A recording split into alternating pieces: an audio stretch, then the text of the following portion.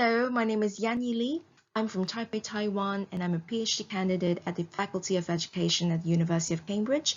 I belong to the Second Language Education group, otherwise known as SLAG, and in my PhD, I'm focusing on language learner strategies, more specifically on the learning and teaching of psychotypologically distant languages.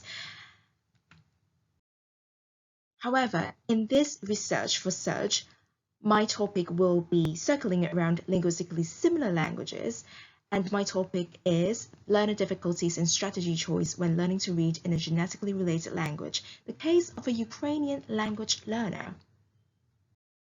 So first of all, I'd like to talk a little bit about the inspiration for my research.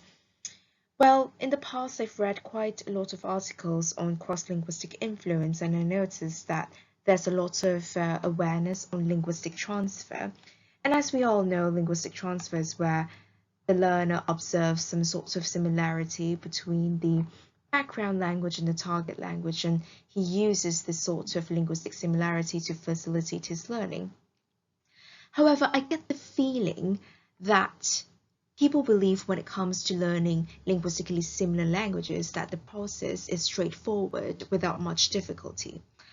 I'd like to refute this misconception, and also I feel that in the literature, there's a lot of focus on the Romance and Germanic languages, and there's less awareness on linguistically similar language learning among the Slavic languages or the Austroasiatic languages, etc. So the aims of my research are twofold. I first aim to explore the learner difficulties that emerge when learning a genetically related language at beginner level, and also I am curious about the underlying mental processes that govern corresponding strategy choices. The methodology I'm using is a qualitative single case study of a Taiwanese learner. So this learner that I found, he has a background knowledge in Russian. He's somewhat proficient in Russian. And as we all know, Russian and Ukrainian share quite a lot of similarities and they are genetically related. However, I would say that their similarities are more syntactic than lexical. So this study is largely constructivist, and my methods include reading task sheets, simulated recalls, and a semi-structured interview. This is an overview of my findings. As I did the research, there were 4 core learner difficulties that emerged, and I will talk about each of them in detail. The first learner difficulty was that striking similarities between Russian and Ukrainian caused confusion with regard to acquisition. The learner himself had background knowledge in Russian, so he could recognize a lot of Ukrainian words at first sight without many comprehension issues, but he also claimed that subtle differences between Russian and Ukrainian words made it challenging for him to acquire the correct spelling and pronunciation forms in Ukrainian. So the second learner difficulty was that lexical transfer was not always feasible, even though Ukrainian and Russian are genetically related. As we can see here, the same words take very different forms in the two languages. The third learner difficulty that emerged was that negative transfer was very difficult to avoid, at least at first. This is manifest by how the learner dealt with this letter in Ukrainian.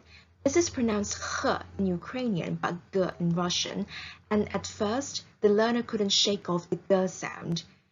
The final learner difficulty is that complexity arises when having to process cross-linguistic similarities and differences in the same item.